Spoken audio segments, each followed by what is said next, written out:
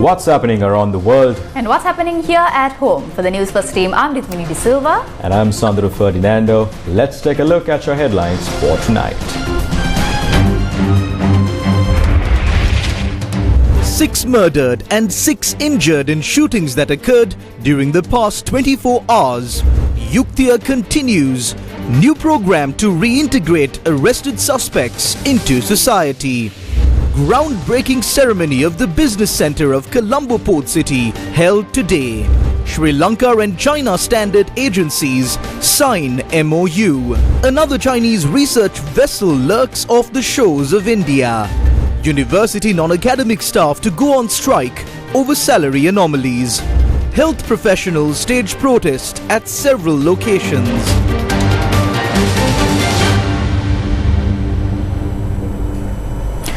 First up in news here at home, 6 people were killed in 4 separate shootings that occurred during the 24 hours that ended at 8:30 a.m. today. 6 people were also injured in the shootings.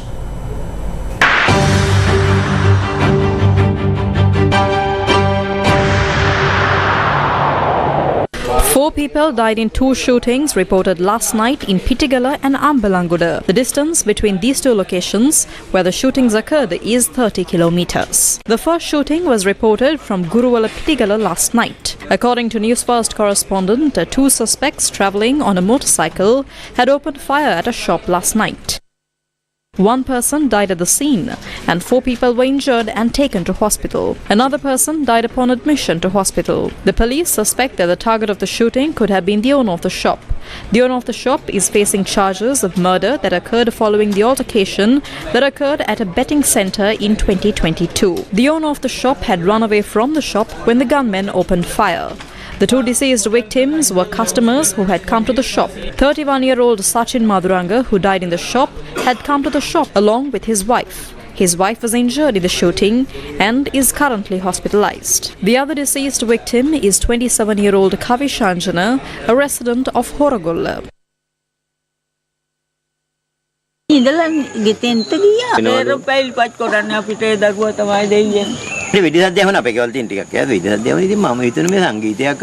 අපිට හවස 6න් පස්සේ තියා දවසවත් ඇවිදින්න බැරි තත්ත්වයක් තමයි උදා වෙලා තියෙන්නේ. මේ කුරුන්ටරන මන් දරුවෙක් ඒ දරුවට බයිසිකලෙන් ඒ නෝනත් එක තමයි කඩේට එන්නේ. ගෑන් දරුවෝ දෙන්නෙක් ඉන්නවා. ඒ අයින්සක දරුවෝ දෙන්නෙක් දැන් වගේ කියන්නේ කවුද? කවුද බාරගන්නේ? නෑ හැදෑයෙක් දන්නේ නෑ. යුද්ධ කාලේවත් මේ වගේ දෙයක් තිබුණ නැහැ. In less than an hour after the shooting in Pittigala was reported, another shooting was reported at a shop in Galabuda, Ambalangoda. That shooting took place at about 8:40 p.m. According to the police, 2 victims aged 22 and 26 were shot dead. The deceased were identified as Udesh Madhuranga, the owner of the shop, and Situn Sanjana, a resident of a nearby house.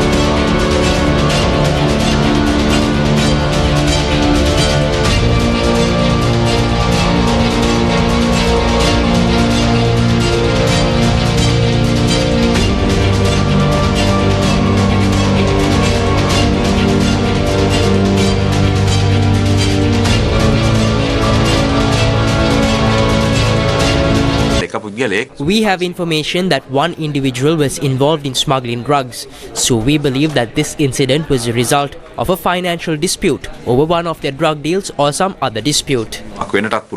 3 other individuals were injured in the shooting and they are currently receiving treatment at the Balapitiya hospital. All 3 of them were customers who had come to the shop.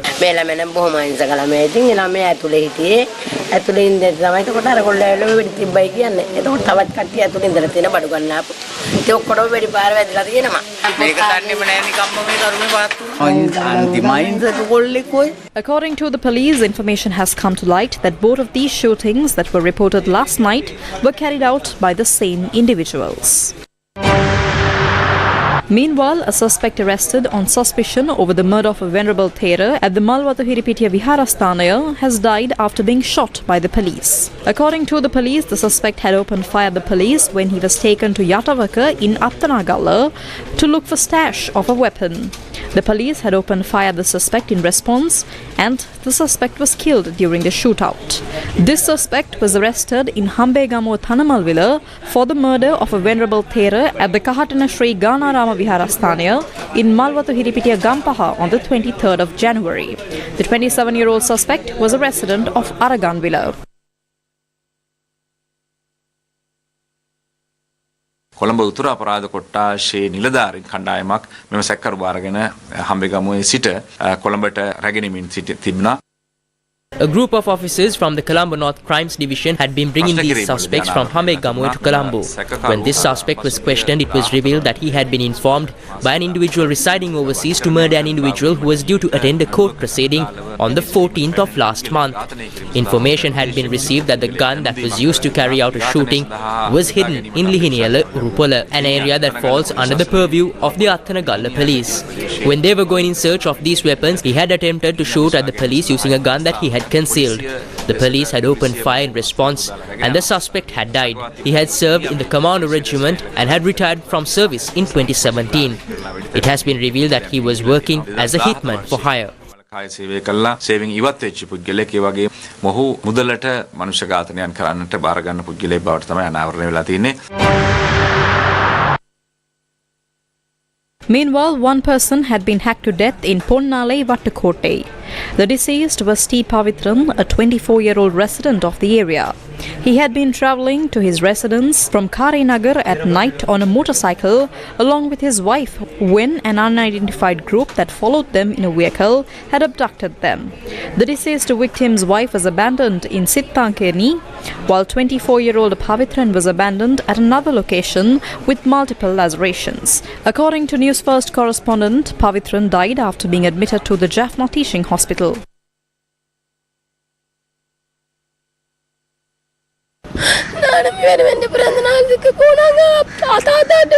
My husband and I were on our way back after attending a birthday party. They abducted me in a car, assaulted me and abandoned me in Sittankani. They hacked my husband.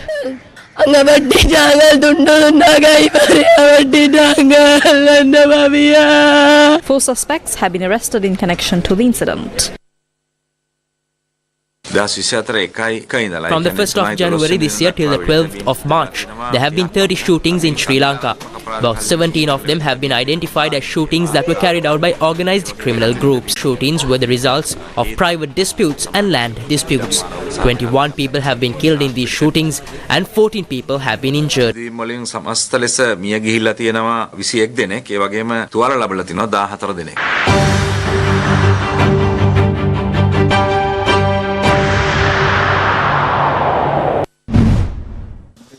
During Operation Yuktiya, police today recovered 26 grams and 500 milligrams of heroin in Pothanegama, Anuradhapura. The operation was carried out based on a tip-off received by SSP in charge of Anuradhapura, Tilina Hevapathirana. The arrested suspect is a 47-year-old resident of Anuradhapura. Police said the suspect was an associate of Dematagoda Chaminda and Dubai-based drug trafficker Ruan. 35 hemp plants were seized from a house in Korakahavava Talava. A 36-year-old man was arrested for the possession of hemp. The suspect was produced before the Tambuttegama Magistrates Court and thereafter detained for 7 days for interrogation.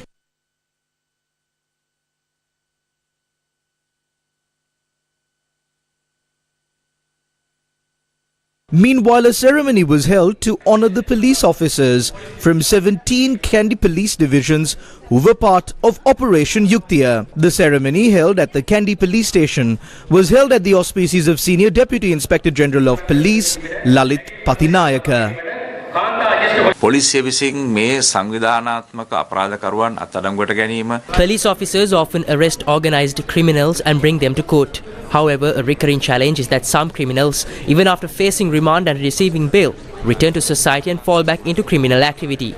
Therefore, some time is needed to put them on the right path because the case has to be heard in a court of law. A situation is observed where they are repeatedly tempted to commit crimes due to their social life. Special attention has been paid in this regard. නිරීක්ෂණය වෙනවා. ඉතින් මේ සම්බන්ධයෙන් විශේෂ අවධානය දැනට යොමු වෙලා තියෙනවා. The groundbreaking ceremony of the business centre of Colombo Port City took place today. Chinese ambassador to Sri Lanka, Ki Zhenghong, said that the Colombo Port City project play a crucial role in Sri Lanka's economic recovery.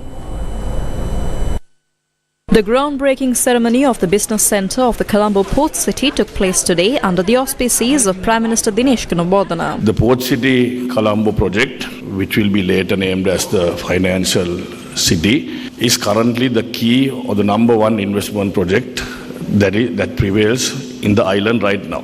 The groundwork or the preliminary construction work is almost or 90% completed, and Excellency the Prime Minister, now it's time to start the constructing. And in future, we are looking forward to other companies also commencing their construction. The only delay that is holding them back is the banking regulations, which is currently being formulated at the central bank. We held a couple of discussions last week as well. So I want to give the other authorized persons some good news that hopefully maximum within another 2 to 3 weeks, the banking regulations will also be out and we will be ready to go. I 100% agree with the chairman, and I think that's why Excellency Ranil Wickremesinghe is coming up with the new investment law, which will be drafted and which will be passed in Parliament shortly, where we will be able to bypass all these cumbersome old rules and regulations and, as you said, the approvals to get into an investment, and where we can have an actual one-stop shop. This project is the latest concrete action China takes to support Sri Lanka, and it will send a strong message to the international community that Sri Lanka is back on the right track, thus enabling the island to attract more investment. Port City Colombo serves as a powerful engine that plays a crucial role to help Sri Lanka recover its economy and achieve prosperity. As a result, both our countries attach great importance to this flagship project of the Belt and Road Initiative. Last year, His Excellency President Wickremesinghe visited China, where he once again emphasized that Sri Lanka will continue to actively participate in the Belt and Road Initiative. During the third Belt and Road Forum for International Cooperation, the leaders of both countries envisioned the Port City Colombo to become the financial and modern services hub of the region, and agreed to make joint efforts to fully promote the rapid development of the Port City Colombo and made it part of the financial center in the BRI system in Indian Ocean.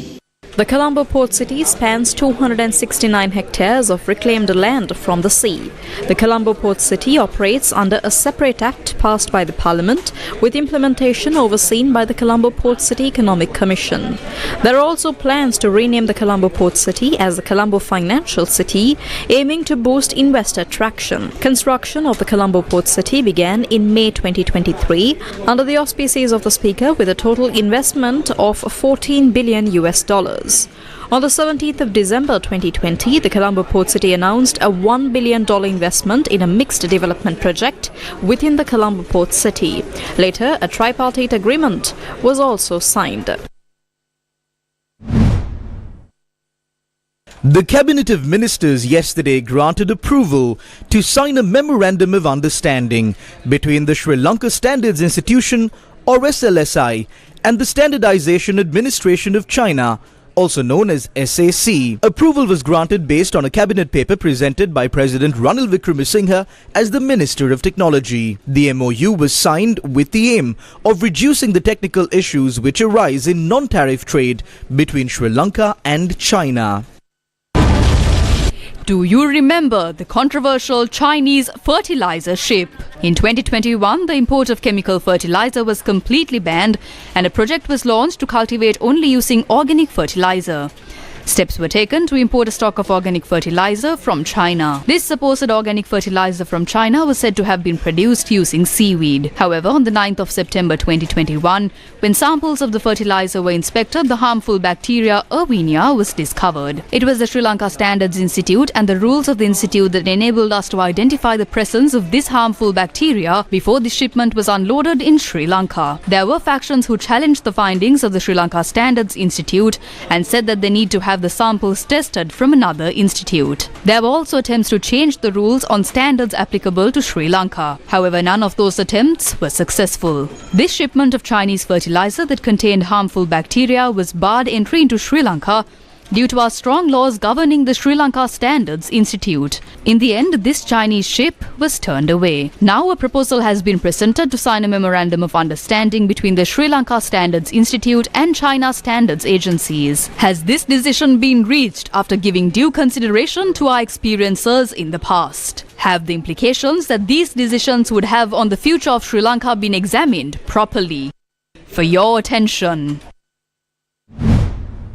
A second Chinese research vessel in 2 months has been spotted near India's coast, adding to New Delhi's anxiety over possible military intelligence gathering in its backyard. The Xiang Yanghong 1 was seen off India's eastern coast over the weekend, according to an Indian security official, a geointelligence researcher, and ship tracking information. A senior Indian official told foreign media that the Chinese ship was operating southeast of India's coastal city of Visakhapatnam and was under quote-unquote active surveillance. Beijing says the vessels carry out ocean bed surveys for peaceful scientific reasons only and dismisses any concerns as ungrounded fear-mongering. But Indian officials worry the vessels could also gather information that may be of use to China's military, including for submarine deployments. It follows a similar ship, the Xiang Yanghong 3, docking at a Maldivian port last month. A delegation led by Secretary to the Ministry of New and Renewable Energy of India, Shri Bhupinder Singh Bala, is on a visit to Sri Lanka. The delegation led by Secretary to the Ministry of New and Renewable Energy of India, Shri Bhupinder Singh Bala, is in Sri Lanka to discuss possible investments and engage with renewable energy stakeholders and officials of Sri Lanka. At a meeting held at the Ministry of Power and Energy this morning, discussions focused on renewable energy cooperation between the two countries, capacity building programs, technology transfer, investments opportunities, and policies related to the sector. A program to strengthen Indo-Sri Lanka cooperation in renewable energy was held yesterday at the Indian High Commission in Sri Lanka, with relevant representatives participating as well. India's Minister of Commerce and Industry said that a number of countries, including Sri Lanka, want to start rupee trade with India. Commerce and Industry Minister Piyush Goyal has said that many developed and developing countries, including Bangladesh, Sri Lanka and nations of the Gulf region, are keen to start trade in Indian rupees with India, as it would help cut transaction costs for businesses. He expressed confidence that the development is going to be a very game-changing dimension to India's international trade. He said, quote, Bangladesh and Sri Lanka are already talking to us and they want to start this immediately. Other countries in the Gulf region are looking at that, adding that it will take some time for people to see the benefits. He also added, quote, we will have more and more developed countries and countries in the Far East also joining the bandwagon. Singapore is already on board to some extent. When's the election? MP Janaka Tissa Kuttiarachchi says that the Sri Lanka Podujana Peramuna has not decided on Ranil Wickremesinghe being the SLPP's presidential candidate. He expressed these views at a media briefing held at the SLPP headquarters today. We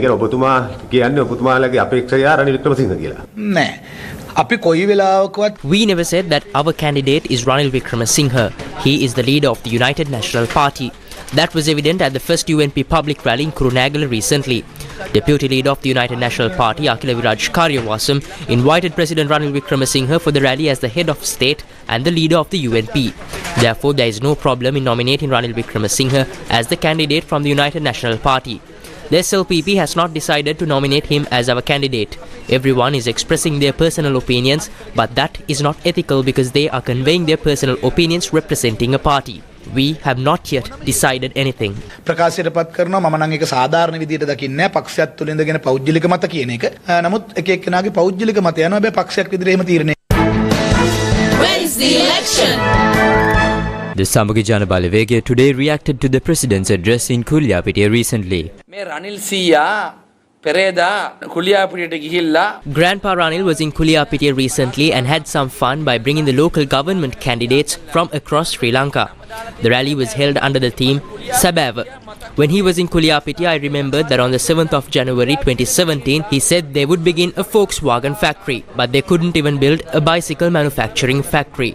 He went to Trincomalee and said they would build an investment zone. He went to Nuwara and said they would build a tourism zone. He went to Galle and said they were building an archaeology zone. He also went to Arugambe and said they were building a surfing zone. He has said a lot of things, but nothing has been done.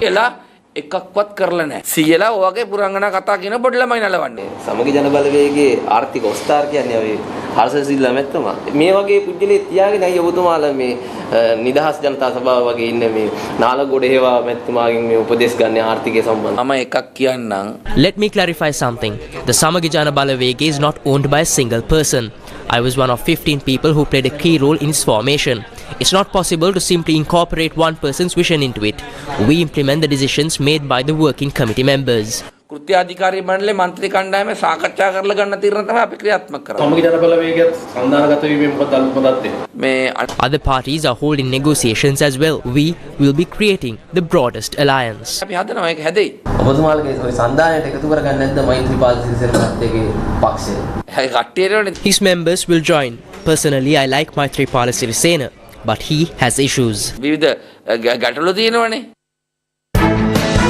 When is the election? The Jatika Jana Balawege expressed these views today. We saw that our policies were quoted, displayed and discussed during the President's meeting in Kulyapitiya. What was the argument presented by Ranil Wickremesinghe in Kulyapitiya that day? He was saying that the proposals and aims in our policy statement for the 2019 presidential election were not practical. He is saying that he jumped into the crisis and into this fire and is trying to save this country. Who destroyed this country that he is trying to save now? Did we do that? Did the people of the country do that? They were the ones who destroyed this country. Now they are bragging about how far they destroyed our country. They say that the policies of the Jatika Jana Balawege are not sufficient to uplift the country that was destroyed by Ranil Wickremesinghe. Based on the situation in the country in 2018, we could have increased the per capita income of the country to $8,000 by 2025. We continue to reiterate that Ranil Wickremesinghe can't do it. The Rajapaksas can't, but we can do it. But what is Ranil saying? He is asking how we built the economy like that after it was destroyed in 2022. That is true. How did we know that Ranil Wickremesinghe would bankrupt this country in 2022? Only Ranil Wickremesinghe knew about that. Opposition leader Sajith Premadasa said that he is ready to meet the IMF delegation in the next few days.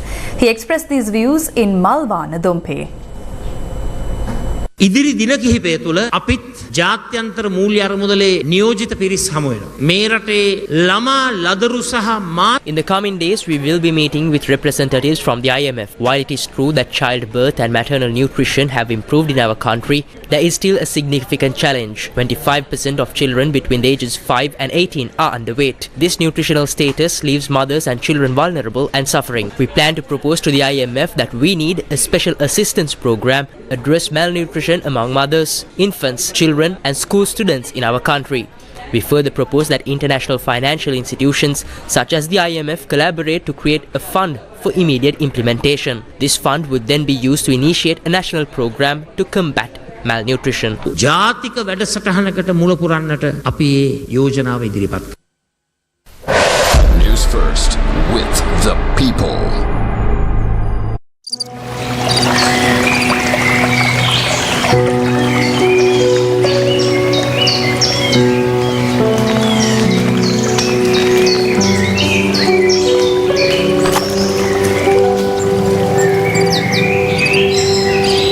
Singha Sri Lanka's precious world heritage.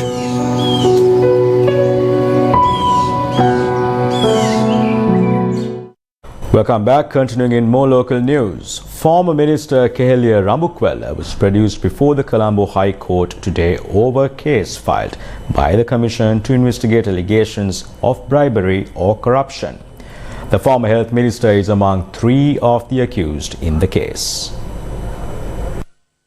The High Court judge rejected the preliminary objections filed by the 3 accused, including the former minister, and ordered for the matter to be taken up for trial on the 4th of April. The indictments had been filed over allegedly defrauding close to 1.6 million rupees of government funds during Kehelia Rambukwella's tenure as the Minister of Mass Media. 600 GI pipes had been purchased using the funds of Sri Lanka Rupawahini Cooperation, without the cooperation having any requirement to purchase the same. The defence had filed preliminary objections claiming that the indictments had no legal bearing since it had been filed by the Director General of the Bribery Commission without complete approval from all commissioners. However, Senior Deputy Solicitor General Asap Nawabi responded, saying, if any party is to challenge the legality of an indictment filed by the Bribery Commission, it should be done through a writ application filed at the Supreme Court. The Senior Deputy Solicitor General said the Court of Appeal or the High Court does not have jurisdiction to decide on the objections that have been raised. Citing previous judgments by the Supreme Court, the High Court judge said that there is no impediment to making an independent decision regarding the objections. The High Court then dismissed the preliminary objections. Kehelia Rambukwella, who is an accused in the case, was produced to court by prison officials today, based on an order issued by court on the previous day that the matter was taken up in court. Non-academic staff of universities across Sri Lanka launched a 48-hour token strike today, citing salary anomalies. Co-chairman of the Joint Committee of University Trade Unions, Dhammik S. Priyanth, said the strike will continue from this afternoon till tomorrow. Due to the strike, the academic activities of all universities were also affected. They have been saying they would bring the issue of salary anomalies and disparities to the cabinet for a solution, but no action has been taken. We need to clarify that this salary disparity appears to be intentional on the part of the Finance Ministry and related institutions. Our request is simply to restore the 15%. Considering the public sector as a whole, an increase of 107% has been awarded. We, however, have only received a 92% raise. While we acknowledge the salary increase for academic staff, we believe similar consideration should be extended to us as well. President Ranil Wickremesinghe emphasized the importance of education, instilling resilience in children, encouraging them to confront challenges with unwavering principles. We are going to promote AI clubs in the schools, and a new law will come on AI and AI agents. And I must thank for the lecture you gave us. And about R1 billion in our sense have been set aside this year to fund AI research. As things go on, we will go much better. But what concerns me is your school and other schools which fall into the category of private schools. The leftover, the remainder of a big schooling system which was there before 1962. When we were in school, we had the government schools and the private schools and the assisted schools. Unfortunately, you all are now becoming stuck, squeezed in one side by the government schools and other side by the international schools. Where do you go?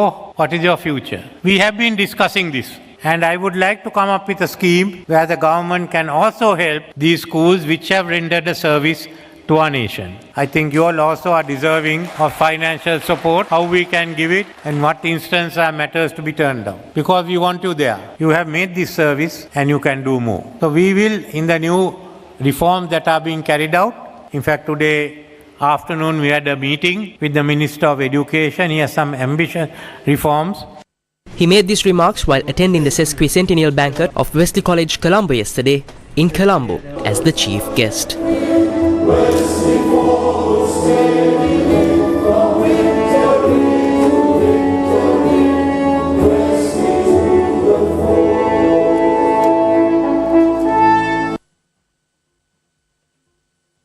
Imagine being chased away from your homes and ancestral lands, not knowing when or even if you would ever be able to return. Although such an experience would be unimaginable to many of us, this was the reality for many of our brothers and sisters in the north. But after 3 decades of being displaced, today, residents of a village in Jaffna were able to set foot on their ancestral lands again. Being displaced is not a feeling familiar to many of us. However, the same is not true for many residents in the north. While the suffering experienced by those who were forced out of their homes with nowhere to go cannot be reversed in any way, some reprieve can be provided to them, and this was done today. The residents of a village in Jaffna who were forced out of their homes over 30 years ago returned to their ancestral lands today. In June 1990, this woman was only 9 years old. It was around that time that she, along with her family, were forced out of their homes due to the civil war that ravaged across Sri Lanka at the time. Tears of joy filled her eyes today when she was finally able to return to her ancestral home that holds the memories of her childhood. Today she is over 40 years old, and all the while she never gave up her hope of returning to that place that she once called home. இங்க இருந்து நாங்க உடுத்த உடுப்புகளோட தான் போனாங்க, ஒண்ணும் எடுக்காம. அப்பா எங்களுக்கு 9 வயது வெளிக்கிடைக்கு சந்தோஷமா இருக்கு. 33 வருஷம் நாங்க வெளிக்கிட்டு. There were many others who shared a similar story and were overcome with bittersweet memories upon returning to their homes in Jaffna.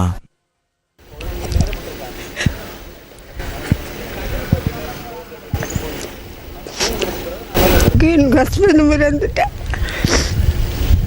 அவெல்லாம் கட்டினது வீடு கவலையாத்தான் இருக்குங்க பார்க்க. சந்தோஷம் தானேங்க, அதுக்கு இல்லை இல்லை. நாங்கள் பிறந்த மண் காணி எங்களோட வளவுக்குள்ள 90க்கு போனாங்க, எங்கே இருந்தது. இப்போ வந்தோன்னு பெரிய சந்தோஷம் தானே. எங்கள் சகோதரம் 5 சகோதரம் நாங்கள் இதுதான் பெற்று பிறந்து வளர்ந்தோம். நாங்கள் இப்போ 1989 வீடு கட்டி இப்போ 90 வலிக்கிட்டது. அதுக்கு பிறகு இப்போ 33 வருஷமாச்சு. Recently, the military released 109 acres of land in Jaffna and Kilinochchi. These lands, located in Valigamam North in Jaffna, were released to their original owners today.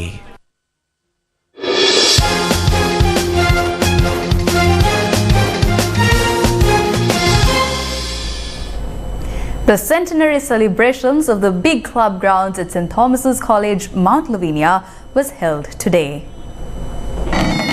The centenary celebrations of the big club grounds at St. Thomas's College, Mount Lavinia was celebrated today.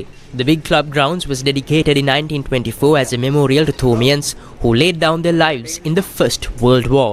As part of the centenary celebrations, a new dressing room complex and refurbished indoor nets at St. Thomas's College, Mount Lavinia was declared open by Kumar Boralessa, an old boy and former cricketer of St. Thomas's College, Mount Lavinia.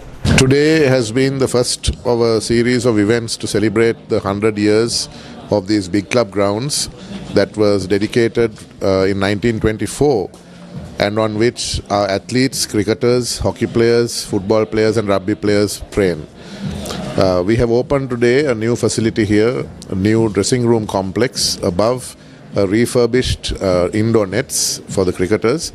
These facilities will be used by our athletes and cricketers as well as our hockey players, rugby players and football players. We have received support for this project from a number of our old boys around the world and in Sri Lanka, as well as many other benefactors and well-wishers. And we are very grateful to all those who supported this project towards its completion. The opening ceremony was followed by a triangular T20 cricket tournament between St. Thomas's College, Mount Lavinia, Royal College, Columbo and Trinity College, Kandy for the Anrathen Nakoon Trophy. The finals of the tournament will be played tomorrow, followed by the awards ceremony.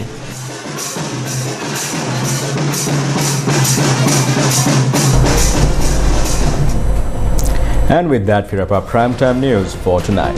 Have a pleasant evening and good night.